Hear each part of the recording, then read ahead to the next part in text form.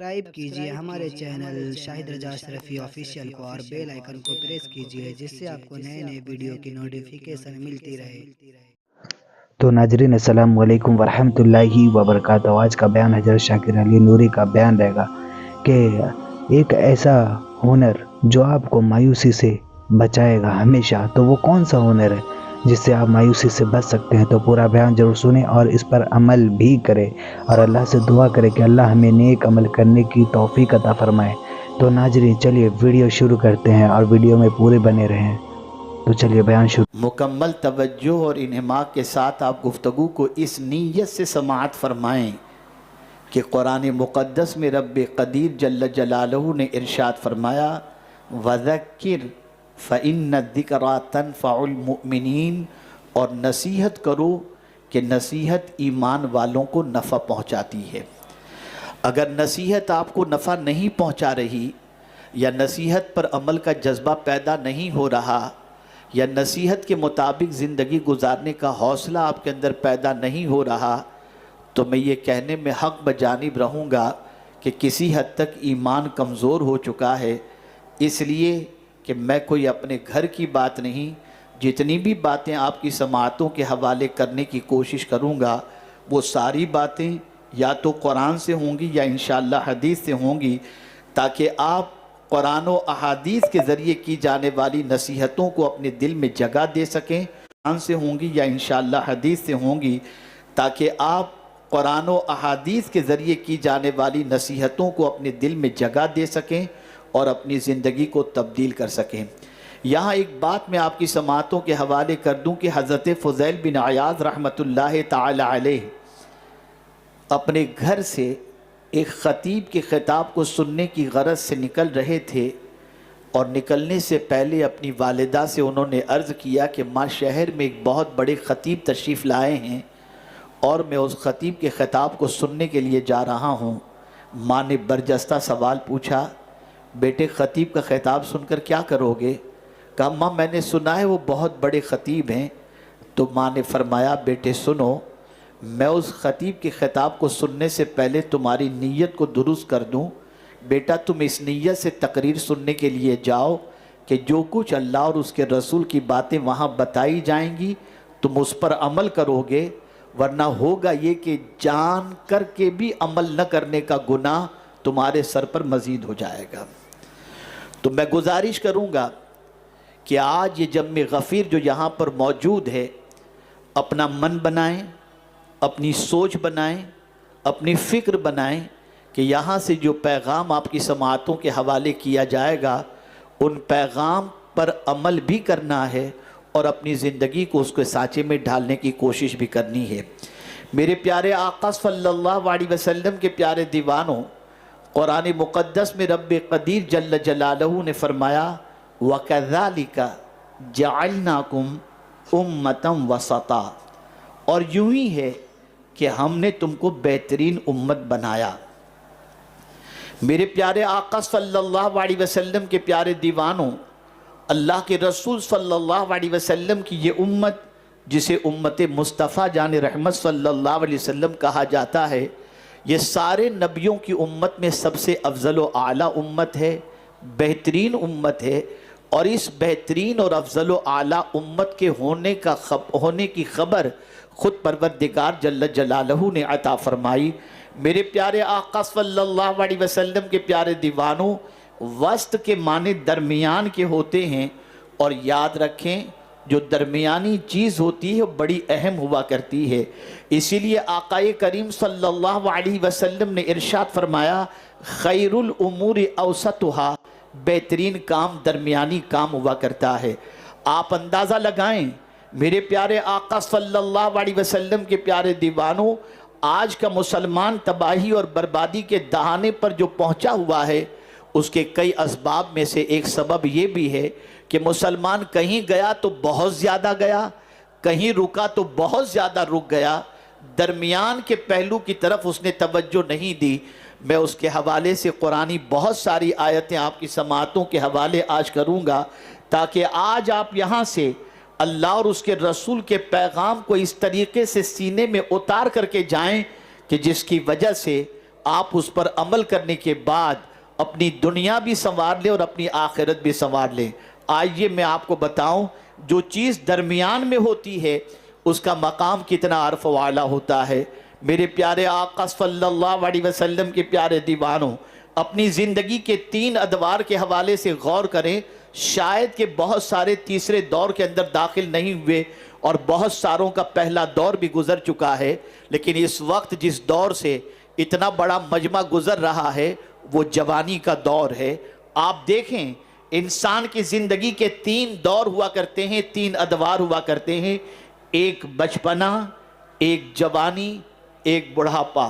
لیکن اب آپ دیکھیں بچپنے کی کیفیت کا اندازہ لگائیں اور بڑھاپے کی کیفیت کا اندازہ لگائیں اور پھر جوانی کو دیکھیں تو یہ جوانی درمیانی ہماری عمر ہے، یہ جوانی درمیان میں آتی ہے، بچپن اور بڑھاپے کے درمیان جوانی ہے۔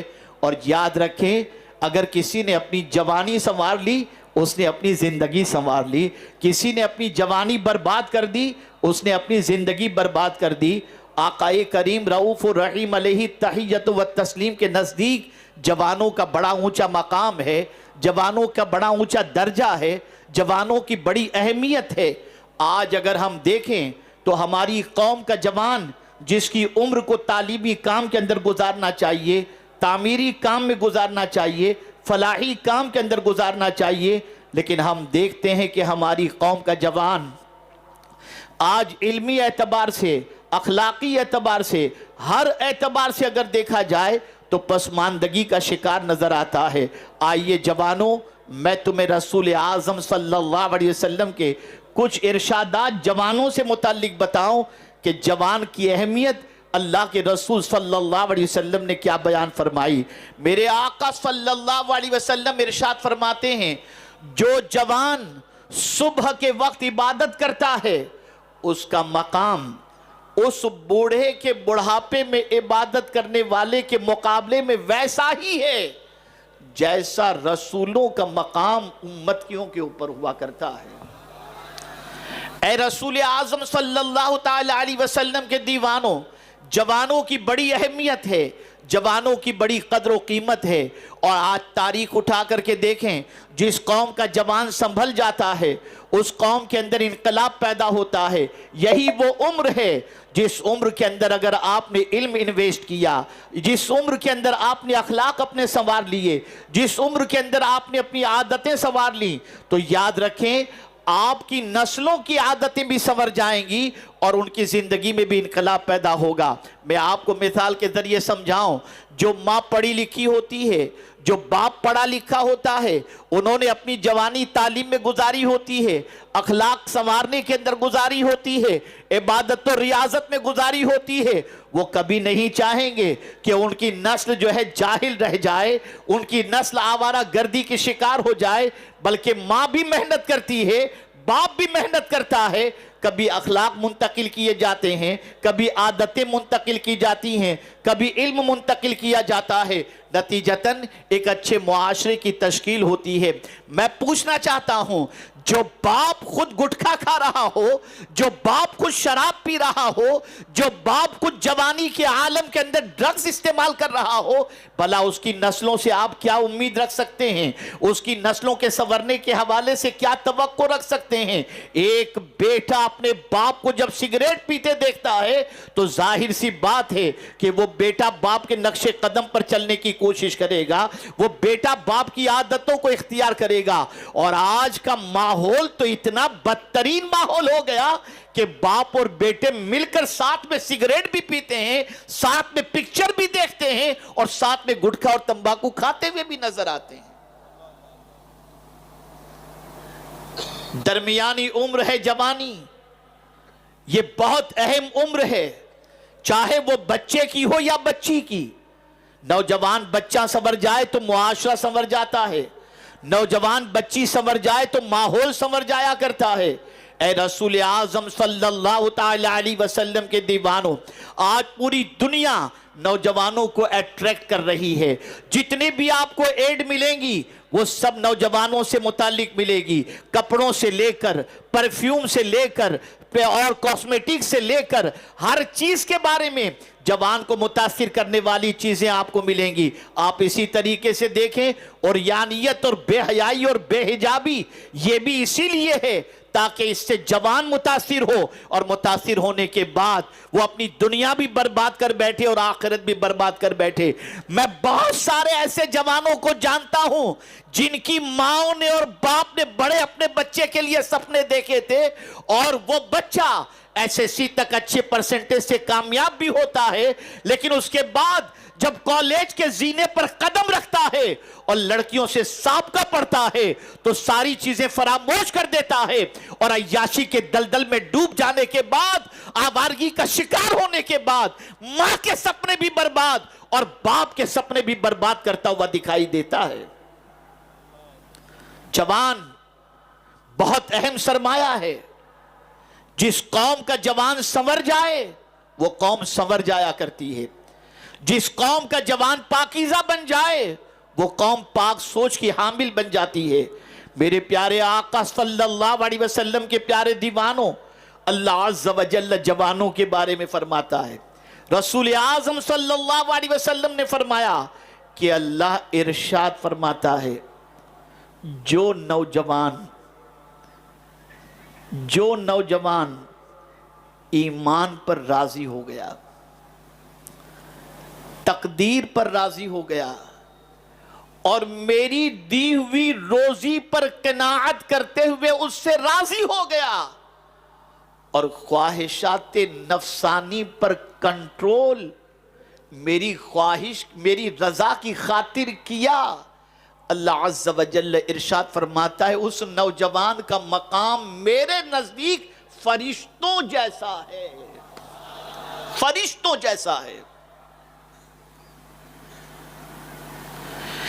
یقیناً آوارگی دعوت دے رہی ہے، عیاشی دعوت دے رہی ہے، بد کرداری دعوت دے رہی ہے، لیکن تھوڑا سا سوچو، یہ بد کرداری کے اگر شکار ہو گئے، نفسانی خواہشات کے شکار ہو گئے، اس سے نہ بچے تو میرے پیارے آقا صلی اللہ علیہ وسلم کے پیارے دیوانوں، کیریئر تباہ ہو جائے گا، زندگی برباد ہو جائے گی، اور اگر بچ گئے تو مولا بھی راضی ہوگا، اور مولا اتنا اونچا درجہ عطا فرماتا ہے کہ اللہ عز و جل ارشاد فرماتا ہے کہ میرے نزدیک وہ فرشتوں کے مانند ہے. آج ذرا نوجوانوں کو تلاش کر لو، نوجوانوں کی زندگیوں کے اندر جھانک کر کے دیکھا جائے تو ہمارے جوان کہاں جا رہے ہیں، کس طرف جا رہے ہیں. اور تاریخ اٹھا کر نوجوانوں کی زندگی کا جائزہ لو. یہ غزوہ احد ہے. رسول اعظم صلی اللہ علیہ وسلم کے رخ زیبا کو دشمنوں نے زخمی کر دیا، اور آقا کریم صلی اللہ علیہ وسلم کے چہرے مبارک سے لہو نکلنے لگا. حضرت مالک بن سنان جو نوجوان صحابی تھے، انہوں نے سرکار صلی اللہ علیہ وسلم کے چہرے مبارک سے جب لہو کو نکلتے دیکھا، فوراً اپنا منہ ادھر لے گئے، اور سرکار صلی اللہ علیہ وسلم کے منہ مبارک سے چہرے مبارک سے نکلنے والے خون کو انہوں نے چوس لیا. اور جب چوس لیا تو اب خیال پیدا ہوا، اس نوجوان صحابی کے دل میں خیال پیدا ہوا، کیا کروں اس خون کو؟ اگر زمین پر پھینکوں گا تو مصطفیٰ پیارے کے خون پر کسی کا پیر پڑ جائے گا تو میرے آقا کی خون کی بے ادبی ہو جائے گی. اس موقع پر انہوں نے وہ خون چوس لیا اور پی گئے، پورا خون پی گئے. مصطفیٰ جان رحمت صلی اللہ علیہ وسلم کو جب اس چیز کی خبر ملی تو میرے آقا صلی اللہ علیہ وسلم نے اعلان فرمایا، جس کسی کے جسم میں میرا خون دیکھنا چاہتے ہو تم مالک بن سنان کو دیکھ لو. اللہ اکبر، اس کے خون سے میرا خون مل چکا ہے. اور اس کے بعد جب یہ ارشاد ان کے کانوں تک پہنچا تو حضرت مالک بن سنان رضی اللہ تعالیٰ عنہ مصطفیٰ پیارے کی محبت کے اندر، بالکل وارفتگی کے اندر، عقیدت کے اندر، محبت کے اندر اس طرح سے دشمنوں پر ٹوٹ پڑے کہ جام شہادت انہوں نے نوش فرما لیا. تاریخ اٹھا کر کے دیکھو. نوجوانوں، تم اپنی زندگی کے بارے میں غور کرو. ذرا جوانوں کے بارے میں دیکھو کہ تاریخ میں کیسے کیسے نوجوان گزرے ہیں اور انہوں نے اپنی جوانی کو کس راستے پر ڈالا. اور ظاہر سی بات ہے جب مائیں اپنے بچوں کو جوان صحابہ کی داستانیں سناتی اور جب باپ اپنے بچوں کے سامنے مصطفیٰ پیارے کی جوانی کا تذکرہ کرتے تو بچوں کے اندر ایسا جوان بننے کا جذبہ پیدا ہوتا. لیکن جب مائیں اپنے بچوں کو ہیرو کی داستان سنائے, باپ اپنے بچوں کے ساتھ بیٹھ کر کے پکچر دکھائے, تو بچے ڈانسر تو پیدا ہو سکتے ہیں, بااخلاق تیار نہیں ہو سکتے. اتنا بڑا مسلم علاقہ, مانا ہوا علاقہ, اکثریتی علاقہ, بڑی تعداد میں بسنے والے یہاں کے مسلمان, ذرا اپنی آئیڈنٹیٹی دیکھو, ذرا اپنی پہچان دیکھو.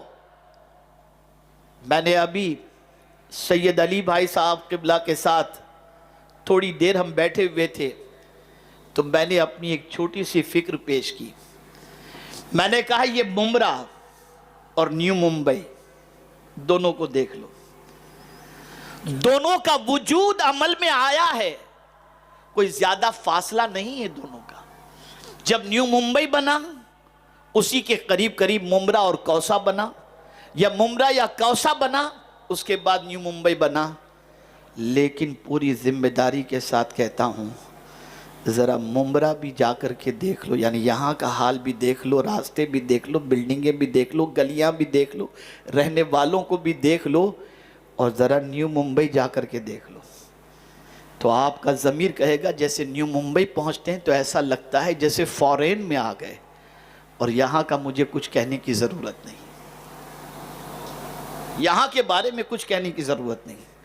ایک اور میرا اپنا تجزیہ میں آپ کو بتاؤں, سب سے زیادہ ہوٹل اگر کسی علاقے میں نظر آئیں گی تو وہ مسلم علاقہ, اور صرف ہوٹل ہی نہیں, سب سے زیادہ کیمسٹ بھی آپ کو مسلم محلے میں نظر آئے گی, اور سب سے زیادہ ڈاکٹر بھی آپ کو, اور ڈسپینسری بھی اور کلینک بھی آپ کو مسلم محلے میں نظر آئے گی. ایک دور تھا ہمارے علاقوں کا کہ ہمارے علاقوں میں لائبریریاں نظر آتی تھی, ہمارے علاقوں میں کتاب پڑھنے والوں کا ذوق و شوق نظر آتا تھا, ہمارے علاقوں میں صفائی نظر آتی تھی, ہمارے علاقوں میں رہنے والوں کو جینے کا سلیقہ آ جاتا تھا. لیکن آج ہمارے علاقے اور ان علاقوں میں بسنے والے نوجوانوں کی پوزیشن العیاذ باللہ, ہمارے ہی محلے میں رہنے والا بچہ اگر اعلیٰ تعلیم حاصل کر لیتا ہے تو وہ ہمارے قریب بیٹھنا یا محلے میں رہنا پسند نہیں کرتا, وہ علاقہ چھوڑ کے بھاگ جاتا ہے کہ کہیں میری نسل تباہ نہ ہو جائے. اے رسول اعظم صلی اللہ علیہ وسلم کے دیوانوں, وہ کون سی برائیاں ہیں جن کو ہمارے محلوں میں داخل نہیں کی گئیں, اور وہ کون سی برائیاں ہیں جن کو داخل کی گئیں اور وہ برائیوں کو مسلمانوں نے قبول نہ کیا ہو. ہمیں کیا قبول کرنا چاہیے تھا؟ کبھی خیال ہے آپ کو؟ کبھی قرآن کی روشنی میں سمجھنے کی کوشش کی آپ نے؟ ہمیں کیا قبول کرنا چاہیے؟ تو ہمیں تو قرآن نے کہا ما آتاکم الرسول فخذوہ وما نہاکم عنہ فانتہوا, جو تم کو رسول دے اسے قبول کر لو, اور جس سے منع کرے اس سے رک جاؤ. حضور جس سے روکتے ہیں ہم وہ کرتے نظر آتے ہیں, اور جو کچھ حضور نے دیا اسے قبول کرنے کے لیے مسلمان تیار نہیں.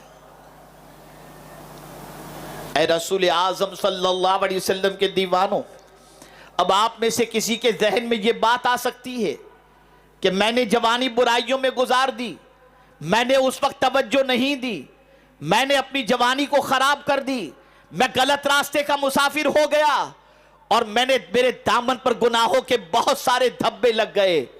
تو اب آئیے میں آپ کو بتاؤں, جوان ہو نا, جوان ہو اور ہو بھی گنہگار, جوان بھی ہو بھی گنہگار, اور پھر بھی اگر تم چاہتے ہو کہ اللہ تم سے محبت کرے تو میرے آقا کی حدیث مبارکہ دل و دماغ کے اندر محفوظ کر کے آج اس چیز کا عہد کرو. مصطفیٰ جان رحمت صلی اللہ علیہ وسلم ارشاد فرماتے ہیں اللہ کو جوان توبہ کرنے والا بندہ بہت پسند ہے. اگر جوانی داغدار ہو چکی ہے اور پھر بھی تم چاہتے ہو کہ اللہ تم سے محبت کرے تو آج کے اس سپرور سنی اجتماع میں اپنی برائیوں سے رشتہ توڑو. چاہے نوجوان لڑکا ہو یا نوجوان لڑکی ہو, اگر جوانی داغدار ہو چکی ہے تو گھبراؤ نہیں, ہو چکا جو ہونا تھا. اب بھی میرے کریم نے دروازہ کھولے رکھا ہے, توبہ کا دروازہ کھلا ہوا ہے, اور جب کوئی پلٹتا ہے اپنے رب کی طرف تو میرا مولا اس سے بڑی محبت فرماتا ہے. آ جاؤ اس کی طرف, آئندہ گناہ نہ کرنے کے عہد سے آ جاؤ, معاشرے کو پاکیزہ معاشرہ بنانے کی غرض سے آ جاؤ, ممبرا کو ایسا ماحول دو کہ یہاں آ کر بسنے والوں کی زندگیوں کے اندر اسلام چھلکتا ہوا نظر آئے. میں آپ کو بتاؤں, ذرا اپنے علاقوں کی زمین کی قیمت دیکھو, اپنے علاقوں کے فلیٹ کی قیمت دیکھو, اپنے علاقوں کے سٹینڈرڈ کو دیکھو, اور ذرا دوسرے علاقوں کا جائزہ لو. ہم اتنے سستے ہو گئے, ہمارا محلہ اتنا سستا ہو گیا, ہم جہاں بسیں وہاں کی زمین کی قیمت بھی گھٹ جائے. مسلمانوں, اس کی وجہ سب سے بڑی یہ ہے, ہمارا کردار, ہماری لائف اسٹائل, ہماری برائیاں, ہماری آوارگیاں, یہ ہماری زمین کی قیمت بھی بڑھنے نہیں دیتی اور ہماری قیمت بھی بڑھنے نہیں دیتی. آج تمہیں عہد کرنا ہوگا, آج تمہیں عزم مصمم کرنا ہوگا, آج سب کو مل کر منصوبہ بنانا ہوگا کہ ہم انشاءاللہ کوشش کریں گے زمین کی قیمت بڑھے یا نہ بڑھے, اللہ کے نزدیک ہماری قیمت بڑھ جائے. اس کے لیے سب نے کوشش کرنی ہوگی, سب نے محنت کرنی ہوگی, سب نے عادتوں کو سنوارنا ہوگا, سب نے محلوں کے اندر سے برائیوں کو ختم کرنا ہوگا. میرے پیارے آقا صلی اللہ علیہ وسلم کے پیارے دیوانوں, آئیے موضوع کی طرف آتا ہوں. میرے پیارے آقا صلی اللہ علیہ وسلم کے پیارے دیوانوں, جو چیز درمیانی ہوتی ہے وہ اللہ کو بہت پسند بھی ہے, وہ بڑی مفید بھی ہے. آئیے میں آپ کو بتاؤں, اللہ عقیدے کے اندر بھی چاہتا ہے کہ نہ افراط ہو نہ تفریط. اللہ اکبر. آپ دیکھیں, حضرت عیسیٰ کے ماننے والوں نے عقیدے کے سلسلے میں غلو کیا اور عقیدے کے معاملے میں عیسیٰ علیہ الصلوۃ والتسلیم سے متعلق ایسا عقیدہ بنا لیا کہ بعد اللہ عقیدت میں اتنے آگے نکل گئے کہ ان کو خدا کا بیٹا کہہ بیٹھے. اور یہودیوں نے انبیاء کو قتل کر دیا. لیکن اللہ اکبر, مصطفیٰ جان رحمت صلی اللہ علیہ وسلم کے امتی اپنے نبی سے اتنی محبت کرتے ہیں کہ نہ خدا کا بیٹا کہتے ہیں, بلکہ امام عشق و محبت کے شعر میں عقیدے کی درمیانی کیفیت کا تذکرہ کر دوں. لیکن رضا نے ختم سخن اس پہ کر دیا, خالق کا بندہ اور خلق کا آقا کہوں تجھے.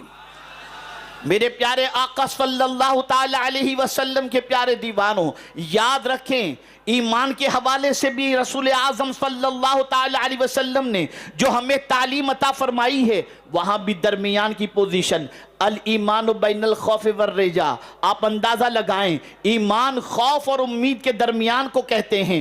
آپ جانتے ہیں میرے پیارے آقا صلی اللہ علیہ وسلم کے پیارے دیوانوں, ایمان خوف اور امید کے درمیان ہوا کرتا ہے. اب آپ کو بتاؤں, خوف اور امید یہ کیسے؟ تھوڑا سا سمجھیں, بڑا لطیف نکتہ ہے. خوف اور امید, جوانی میں اللہ سے ڈرو اور جب بڑھاپے میں گناہ کرنے کے لائق نہ رہو تو پھر اللہ سے امید رکھو, پھر اللہ سے امید رکھو کہ اللہ تمہارے گناہوں کو معاف فرما دے, اس کی رحمت پر بھروسہ رکھو. اے رسول اعظم صلی اللہ تعالی علیہ وسلم کے دیوانوں, عبادت کے معاملے کے اندر بھی اگر آپ دیکھیں تو آپ کو پتہ چلے گا رسول اعظم صلی اللہ تعالی علیہ وسلم کی عبادات سے متعلق جانکاری حاصل کرنے کے لیے 3 لوگ امہات المؤمنین کے دروازے پر پہنچے, دولت کدے پر پہنچے, یہ جاننے کے لیے کہ حضور صلی اللہ علیہ وسلم کس طریقے سے عبادت کرتے ہیں. توجہ چاہوں گا, غور سے سنیے گا. پہنچے امہات المؤمنین कि दौलत गधे पर, और जाने के बाद सवाल पूछते हैं कि आकाए करीम सल्लल्लाहु ताला अलैहि वसल्लम जलवत में जो जिंदगी गुजारते हैं उसके बारे में तो किसी हद तक वाकिफियत है।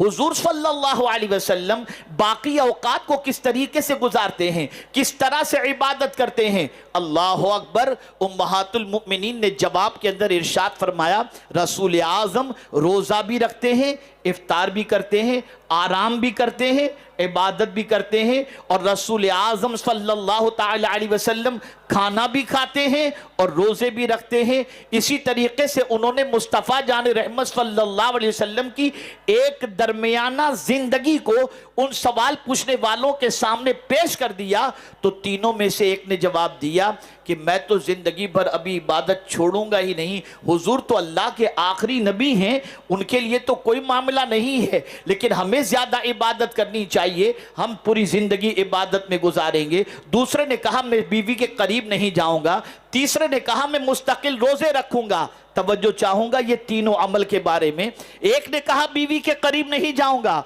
औरत के करीब नहीं जाऊंगा। दूसरे ने कहा मैं पूरी जिंदगी रोजे के अंदर गुजारूंगा, और तीसरे ने कहा कि मैं इबादत में अपनी पूरी जिंदगी गुजारूंगा। आकाए करीम सल्लल्लाहु अलैहि वसल्लम ने तीनों की बातें जहां हुजूर थे वहां हुजूर ने सुन ली। जहां हुजूर थे वहां हुजूर ने सुन ली, और फिर हुजूर तशरीफ लाए और उन तीनों से पूछा तुम क्या कह रहे थे? तवज्जो चाहूंगा, इबादत में एतदाल, तुम क्या कह रहे थे? उन्होंने जवाब में कहा या रसूल अल्लाह सल्लल्लाहु अलैहि वसल्लम, मैं तो ये कह रहा था कि मैं नमाज कभी नहीं छोड़ूंगा, इबादत के अंदर मुस्तकिल अपनी ज़िंदगी गुजारने की कोशिश करूंगा। दूसरे ने अपनी कैफियत बता दी, तीसरे ने अपनी कैफियत बता दी, कोई गुनाह के काम की बात नहीं की। अब सुनिए हुजूर क्या फरमाते हैं। मेरे आका सल्लल्लाहु अलैहि वसल्लम ने इरशाद फरमाया मैं रोजे भी रखता हूं और खाना भी खाता हूं, मैं सोता भी हूं और इबादत भी करता हूं, मैं शादी भी किया हूं, बीवी के हुकूक भी अदा करता हूं। और फिर हुजूर ने फरमाया ये मेरी सुन्नत है, और जिसने मेरी सुन्नत से एराज किया वो मेरा है ही नहीं। इबादत में भी एतदाल, ये नहीं कि सब छोड़ छाड़ कर मस्जिद पकड़ लो, ये नहीं कि सब छोड़ छाड़ करके रोजे के अंदर लग जाओ, नहीं, एतदाल। बीवी को बीवी का हक दो, बच्चों को बच्चों का हक दो, घर वालों को घर वालों का हक दो, तिजारत को तिजारत का हक दो। इसी तरीके से आप देखें जब दुनिया और आखिरत की बात आती है तो यहाँ भी एतदाल का मामला नजर आता है। आप हर जुम्मा को सुनते होंगे मस्जिद से मुअज्जिन जो है सूरह जुम्मा का आखिरी रुकू पढ़ता हुआ नजर आता है, और बहुत सारे इमाम भी जुम्मातुल मुबारका की नमाज के अंदर सूरह जुम्मा का रुकू पढ़ते हुए नजर आते हैं। क्या है? तवज्जो चाहूंगा, या अय्युहल्लज़ीना आमनू इज़ा नुदिया लिस्सलाति मिन यौमिल जुमुआ फसअऊ इला ज़िक्रिल्लाह वज़रुल बै। मार्केट में हो ना, कारोबार कर रहे हो, तभी तो वज़रुल बै का हुक्म आया। ऐ ईमान वालो, जब मुनादी की आवाज तुम्हारे कानों से टकराए नमाज जुमा के लिए, तो दौड़ो अल्लाह के जिक्र की तरफ। कारोबार छोड़ दो, तवज्जो चाहूंगा, कारोबार छोड़ दो, और कारोबार छोड़कर जाओ कहां? नमाज की तरफ जाओ।